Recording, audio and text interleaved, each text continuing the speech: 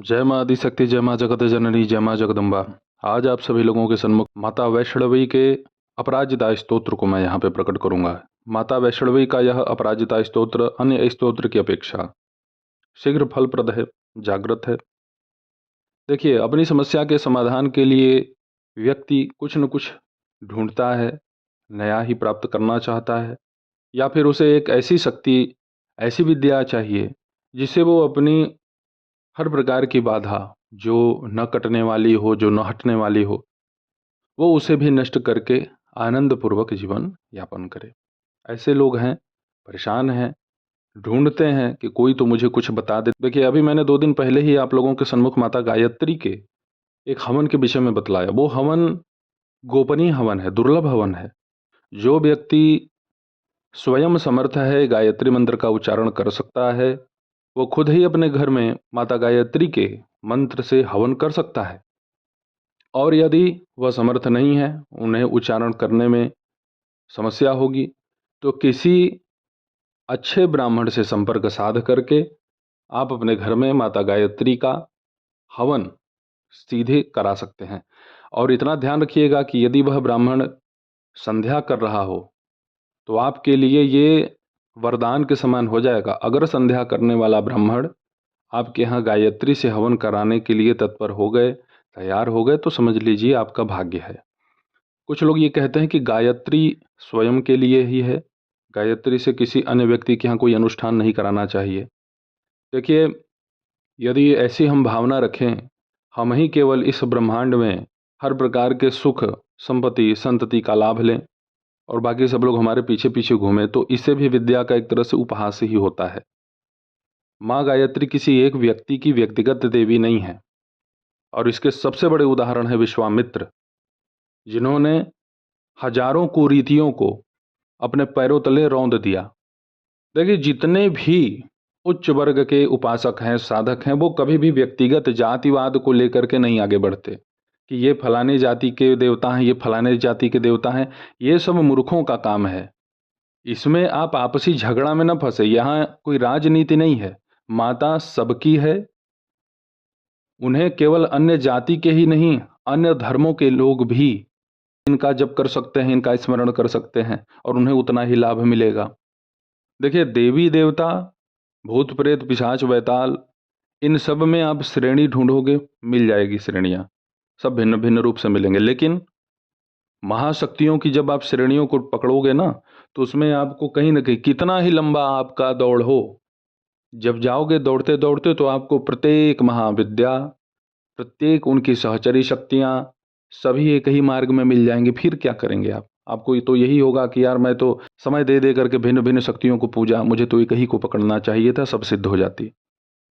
और यहाँ पे एक खास बात मैं आपको बता दूं, जिनके मन में ये है कि मैं गायत्री मंत्र का जब पहले से कर रहा हूं, तो आप गायत्री करिए। मैंने माता पिताम्बरा के अन्य कई साधना यहाँ पे दे रखे हैं, अन्य कई देवी देवता के साधना दे रखे हैं। तो इसका मतलब ये नहीं है, ये जिज्ञासा शांति हेतु है, आपके ज्ञान की वृद्धि हो इसके लिए है। ऐसा नहीं कि मैं तो जो भी आपको बताऊंगा वो सब आपको पसंद आएगा, अच्छा लगेगा। तो इसका मतलब ये नहीं है कि आप जो कर रहे हो उसको छोड़ दो, जो मैं नया साधना प्रकट किया हूँ उसे करना शुरू कर दो। यह सब गलत बात है। माता गायत्री के मंत्र के द्वारा यदि आप अपने घर में 1 महीने में किसी भी रविवार को, कृष्ण पक्ष, शुक्ल पक्ष, कुछ मत देखिए, आप आम की लकड़ी पर केवल गाय के घी से हवन करते हैं, 21 माला, सीधे सीधे, कोई जपना उपना नहीं है, सीधे आपको हवन करना है। आप समर्थ है तो कीजिए, नहीं किसी ब्राह्मण से करवाइए। आपके यहाँ कच्चा कलवा हो, जिन जिन्नात खबीज हो, आपके यहाँ ब्रह्म राक्षस हो, आपके ऊपर किसी के द्वारा चौकी बैठा दी गई हो, आप इसे करवाना शुरू करिए। कोई खेल रहा है, चिल्ला रहा है, गाली दे रहा है, झूम रहा है, करने दो उसको। त्रिकाल संध्या करने वाले ब्राह्मण को कितनी भी मलिन से मलिन ऊर्जा हो, वो स्पर्श नहीं करेगी। इसीलिए कह रहा हूं कि यदि कोई त्रिकाल संध्या करने वाला ब्राह्मण आपको मिल जाए, तो उन्हें आप अपने कल्याण के लिए जितना हो सके, जितना उनके आगे आपको झुकना पड़े, आप झुक जाइए, आप उनसे निवेदन कर लीजिए। यहाँ पे अपने मन में कोई विकार उत्पन्न मत कीजिएगा, क्योंकि त्रिकाल संध्या करने वाला वह ब्रह्मा के तुल्य होता है। आपके भाग्य में लिखे हुए हर प्रकार के गंदगी को वह केवल आशीर्वाद मात्र दे दे मन से, तो सब बदल जाएगा, लेख बदल देंगे ऐसे लोग। त्रिकाल संध्या करने वाला पहले तो निष्पाप होता है, और निष्पाप मनुष्य यदि आपके कल्याण के लिए एक चुटकी भस्म, मिट्टी, राख कुछ भी दे देना, तो आपका उसी से सब कुछ हो जाएगा जो आप चाह रहे हो। लेकिन जल्दी ये लोग मानते नहीं हैं। और नहीं कोई मिले तो भाई आप खुद समर्थ बनिए। नहीं समर्थ बनोगे तो फिर अपनी समस्या से आप जूझते रह जाओगे, फिर आप मरोगे, फिर आपके पीढ़ी में जो बाल बच्चे हैं फिर वो उसी समस्या से जूझ पड़ेंगे। तो आप माता गायत्री का यह प्रयोग करके हर प्रकार की गंदी से गंदी, मलिन से मलिन, अछूत, अप्रकट जो भी दिष्ट अदिष्ट ऊर्जा है जो आपका विनाश कर रही है, सबका आप जो है हत्या करने में समर्थ हो जाओगे, ये जान लो। आज हमने आप लोगों को निर्णय लिया है माता वैष्णवी के अपराजिता स्तोत्र को यहाँ पे प्रस्तुत करने का। और ये स्तोत्र अपनी आप में रामबाण है, हर प्रकार की शक्ति समेटे हुए है। और जो भी प्रयोग हैं, जो भी तांत्रिक कर्म हैं, जितनी भी कुछ भी प्रयोग आपके ऊपर की गई है, वह सब माता वैष्णवी अपराजिता स्तोत्र से ध्वस्त हो जाते हैं। तो चलिए आप सभी लोगों के सन्मुख हम पहले इसे प्रस्तुत कर दें, आप इसे सुने। मंत्र: श्रीं ह्रीं ओम नमः कृष्णवाससे सहस्त्रहिंसिनी सहस्त्रवदने महाबले अपराजिते प्रत्यंगिरे परसैन्य परकर्म विध्वंसिनी परमंत्रोत्सादिनी सर्वभूतदमनी सर्वान् देवान् बंध सर्वविद्यां छिन्धि छिन्धि क्षोभय क्षोभय परयंत्राणि स्फोटय स्फोटय सर्वशृंखला त्रोटय त्रोटय ज्वल ज्वल जिह्वे कराल वदने प्रतंगीरे क्रीं नमः। यह माता का मंत्र हुआ। माता वैष्णवी अपराजिता स्तोत्र का जब आप पाठ करें तो उसके पहले इस मंत्र का रुद्राक्ष की माला पे, मंत्र थोड़ा बड़ा है, एक माला केवल इसका आपको जप करना होगा। मंत्र जब आप जप करेंगे तो आपके शरीर में इसकी जो ऊर्जा है, जो इसकी गर्मी है, वह आप खुद ही आभास करेंगे। समस्या कुछ नहीं होगा, घबराना वबड़ाना नहीं है। इसमें कुछ लोग लगते हैं भयभीत होने, डरना वरना नहीं चाहिए। ओम ततः सिद्धांबिकां नत्वा जपतव्यं पराजितां महाविद्यां वैष्णवीं तु साधनेन समन्वितः यस्या स्मरणमात्रेण सर्वदुःखक्षयो भवेत् तां विद्यां कीर्तयिष्यामि शृणुष्व विप्रपुंगवाः। यह मंत्र का स्वरूप नहीं है, मंत्र केवल क्रीं नमः तक है। विनियोग सुन लें।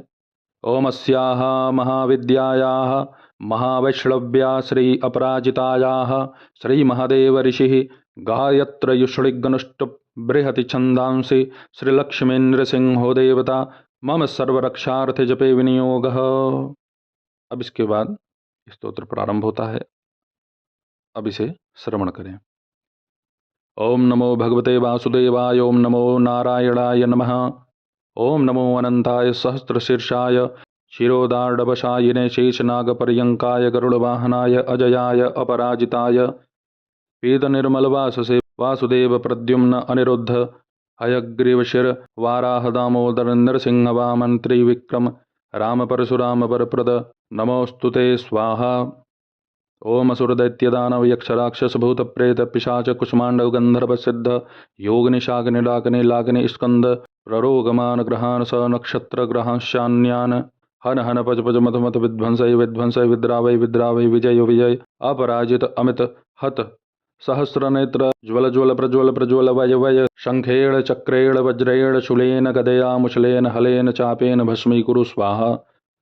सहस्रबाहवे सहस्र प्रहरणायुध जय जय विश्वरूप नित्यरूप बहुरूप माधव मधुसूदन महावराह महापुरुष वैकुंठ नारायण पद्मनाभ गोविंद दामोदर हृषिकेश केशव सर्वाशुभोत्सादन सर्वभूतवशंकर सर्वदुख स्वप्न प्रभेदन सर्वयंत्र प्रभंजन सर्वनाग प्रभंजन सर्वदेव महेश्वर सर्वबंध विमोक्षण सर्वाहित प्रमर्दन सर्वज्वर प्रणाशन सर्वग्रह निवारण सर्वपाप प्रणाशन जनार्दन जनानंदक नमस्तुते स्वाहा।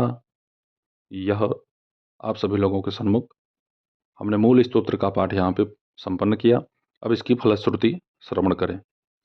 एमाम पराजिताम परम वैष्णवीं महाविद्याम पठति सिद्धाम स्मरति विद्याम जपति पठति शृणोति स्मरति धारयति कीर्तयति वा न तस्य वाट्वग्नि वातोपलाशनी भयम न विषम भयम न समुद्र भयम न ग्रह भयम न चौर भयम न स्वापद भयम वा भवेत न क्वचिद रात्र्यंधकार स्त्री विषय राजकुल विबंध सागर विशोषध गदवशीकरण विद्वेषोच्चाटन बंधन बदभयं वा न भवेत् रात्रैर्मन्त्रैरुदाहृतैः सिद्धयः पूजितै तद्यथा नमोऽस्तु ते विष्णोरयं मनुः प्रोक्तं सर्वकामफलप्रदः सर्वसौभाग्यजननः सर्वभीतिविनाशनः सर्वेषां पठतः सिद्धो विष्णोः परमवल्लभः नानेन सदृशः किञ्चित् दुष्टानां नाशनः परः विद्यारहस्या कथितं वैष्णव्येषा पराजित न्यसनीया शिरस्येषा साक्षात् सत्व गुणाश्रुपात्। माता वैष्णवी अपराजिता का आप सभी लोगों के सन्मुख हमने यह स्तोत्र प्रकट किया। इसका जब आप अपने घर में किसी भी गंदी ऊर्जा से पीड़ित हैं, प्रभावित हैं, तो किसी भी मंगलवार के दिन से आप इसका जप आरंभ करें। घी का एक दीपक आपको प्रज्वलित करना है अपने सन्मुख। माता भगवती दुर्गा का जो भी तस्वीर आपके घर में, उसी के सामने बैठ करके आप यह साधना कर सकते हैं। कोई अलग से आपको इसमें तस्वीर ढूंढने की आवश्यकता नहीं है। माता वैष्णवी भगवान विष्णु की शक्ति हैं। पूर्व दिशा की तरफ आपका मुख होगा। कुश के आसन पर बैठिए, उसके ऊपर पीला वस्त्र फैला लें। पीले वस्त्र को ही धारण करके आप इसका पाठ करें। माता को मौसमी फल का अवश्य भोग लगाइएगा। पीले या सफ़ेद जो भी आपको पुष्प मिल जाए, माता को आप अवश्य अर्पित कीजिए। पीला मिल जाए तो ज़्यादा उत्तम होगा। बहुत बड़ा तो यह स्तोत्र नहीं है, लेकिन इसके प्रभाव आपको बहुत व्यापक रूप से मिलेंगे। इस स्तोत्र का आपको कम से कम 1100 पाठ संपन्न करना चाहिए। और इस मंत्र का, जो इस स्तोत्र के ऊपर सबसे पहले मंत्र मिलेगा, इस मंत्र का यदि आप 10,000 जप कर लेते हैं अलग से, तो आप अपनी ही समस्या नहीं, आप समाज में बहुत सारे लोगों की समस्या का समाधान करने में समर्थ होंगे। ऐसे ही आप सभी लोगों की सेवा में मैं उपस्थित होता रहूँगा दिव्य विषयों के साथ। तब तक आप सभी अपना ध्यान रखें, सुखी रहें, स्वस्थ रहें। जय माता दी। हर हर महादेव।